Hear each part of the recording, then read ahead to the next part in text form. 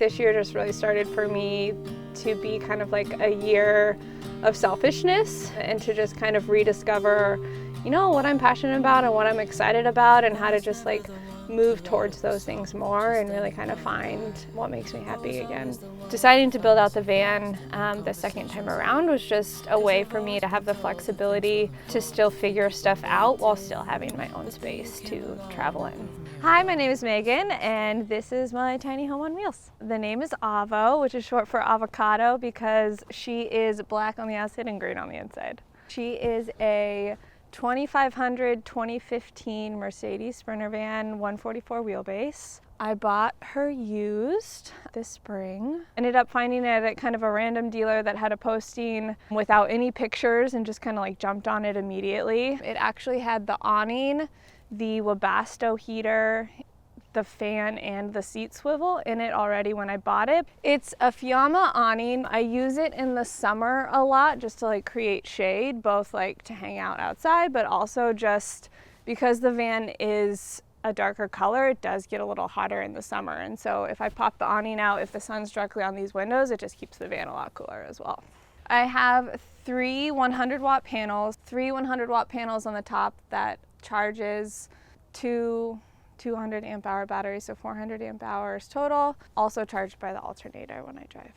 Probably the biggest layout decision that I had to make was just the general layout of, having the permanent bed platform. The main reason I made that decision was so that I could have all of this storage underneath. The bed is basically as high as it is to be high enough to fit my mountain bike, which it kind of just barely fits now without having to take the seat off. I do have to kind of push the seat all the way down and take the front wheel off, but it fits perfectly now.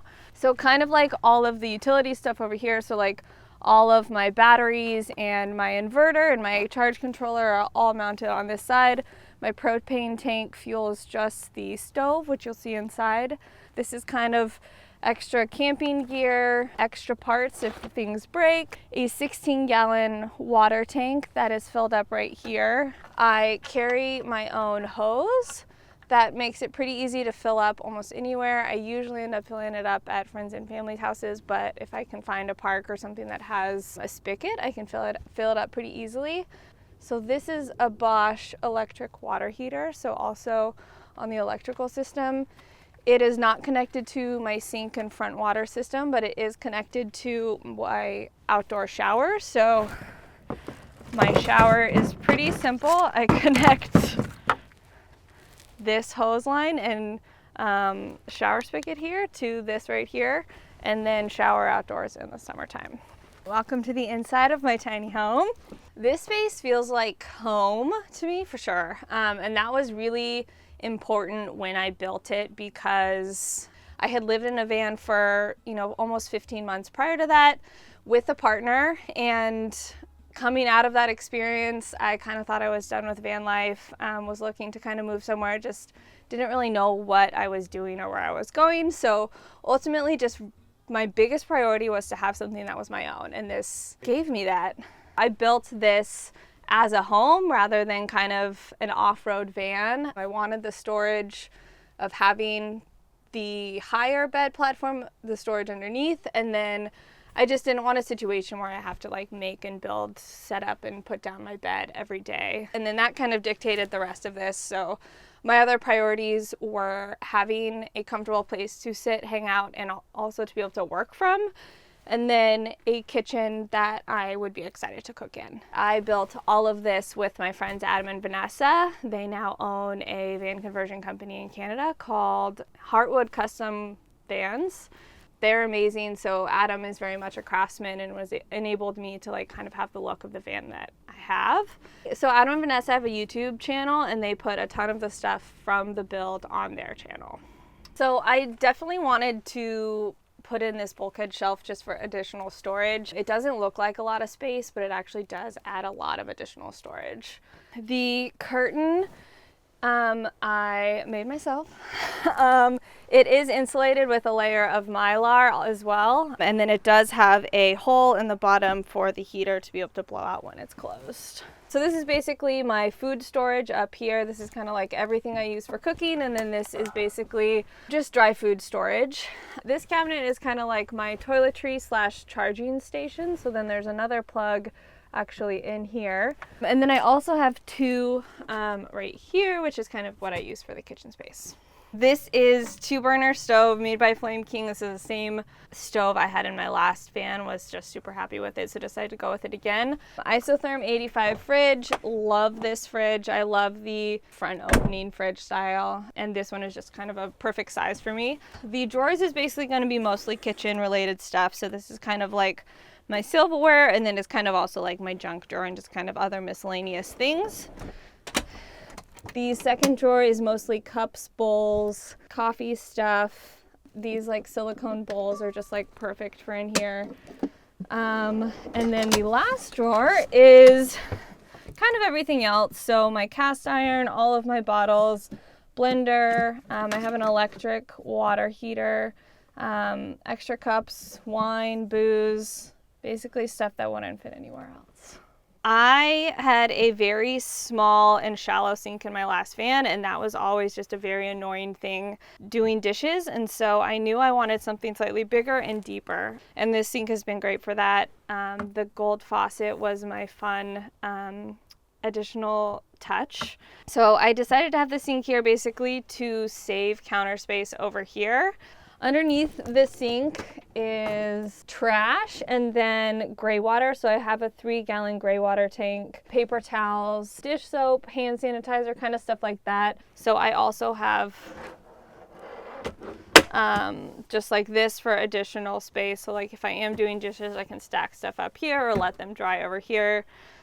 Or if I'm hanging out outside, then I can pop this up just for additional counter space, as well as this comes down, which I can show you. This is what I like to call my happy hour table. It is perfect for happy hour and hanging outside and just having kind of a surface for outdoors. This is also where I put my small like 1-burner stove if I'm cooking outside. So shoe storage underneath, just mainly trying to maximize every inch of storage, you know, in the van. So it's great to just kind of have a place to keep dirty shoes that's out of the space. It ends up being harder to get to than you think it's going to be, just because like when you're putting your shoes on, your door's probably closed and you're not already outside unless it's summertime. So I kind of end up just putting stuff in there that I'm not using right now, and then my shoe and other storage tends to accumulate in my passenger side seat. My light switches are also right here as you walk in the door. There are 3 separate tracks, which you might not be able to see here, but the large one is for the back 4 can lights, and then these front 2 are for these front 4-on-1, and then there are actually 2 small lights right under here, with also a plug, which I wanted here just in case I ever needed to plug anything in from the outdoors. I don't use that one that often, but it has come in handy a few times. Seating area, so nice 2 big comfortable seats. This is the table that pulls out, so super strong, slides like 500 pounds. Like you could sit on this if you had to. I wouldn't suggest it. This side is toilet, and then cleaning, trash bags, kind of all that sort of stuff. This side is laundry, my toiletry bags, things that I can like grab and take into the gym, extra shoes piled up underneath there, and kind of like things that I want to be able to easily get to, so I don't keep them in the garage but don't use all that often. 2 huge drawers right here. This is really nice additional storage. This does go back, so you probably couldn't really see it from the garage. It's kind of taking up this space right here. But this is kind of the catch-all drawer. So, you know, books, journals, my electronics. This is kind of like my junk drawer. Pens. It's also kind of like the arts and crafts drawer. And then this is additional clothes storage, so kind of things that I want easy access to, like pajamas and things that I'm wearing every day. And then And then these 3 back cabinets are all my closet. So they're basically organized by what I need access to the most. So this is kind of like stuff that I wear the most often, and then it slowly kind of gets to what I'm using less. So it's either seasonal or just things that I don't wear as often. And then sometimes I switch things around to get, you know, a new closet in this one. And this is why this is like really the stuff that I don't use that often. It's basically extra jackets, what I call my city clothes, things that I'm not wearing that often, but depending where I'm at. And then there's also a fan right here. The fan was already in here when I bought the van, so I didn't get to choose where it went. I'm probably happy that it is in the back just because I like it to be over the bed, especially during the summertime. I think the only other consideration is that it would be near the stove because it can get smoky if you're cooking in here. But when I turn this on and blow it outside, it does blow both ways. It'll blow any smoke out. It's not really a problem. I love this bed. It is as wide as a queen, but it's about 10 inches shorter. So I do sleep side to side. So the reason this is so tall, I'm losing a lot of headspace right now because I basically have 9 inches of mattress. I have a 6-inch foam mattress, basically because I was able to get it for free when I was building. And then I have a 3-inch memory foam Tempur-Pedic on top of that. It works really well for one person, I think, just because you don't have to like crawl over each other, have all of the space to myself.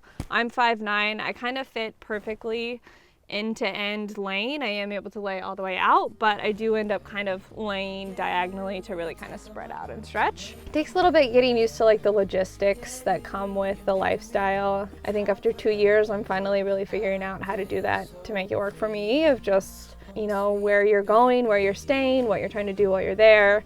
I do accounting. I'm really passionate kind of about small businesses, and that's kind of one thing that does bring life to the work that I do, of just being able to support and work with small businesses, you know, that I really believe in and want to help them kind of get off their feet and do what they're doing. So I need to be in a place that I am able to be connected. That definitely dictates a little bit of like where I'm going, what I'm doing. I found or kind of figured out like really what I value and what brings value to my life. A lot of that comes from people and relationships and friendships. That specifically has been a really kind of difficult thing through this journey, just because I'm doing this thing that both allows me to meet a lot of really cool, interesting people and build new relationships, but it also took me away from a lot of my existing relationships that I kind of started with. I think you still have to, like anything, take the time to reflect, and you have to do that on purpose. It's really easy not to if you don't, you know, kind of spend the time doing it. If you need a life change and you need to do it tomorrow, then like make it happen. But if you can take a year and plan to like do it the way you want to do it, like take the time, save the money. It's so unique. It's just talking to as many different people as you can that are already doing it and understand why they're doing it and how they're doing it and what works for them and what doesn't, and then figuring out what works for you. There's no wrong way to do it, and if anyone ever tells you that there is a wrong way to do it, just don't listen to them. They're wrong.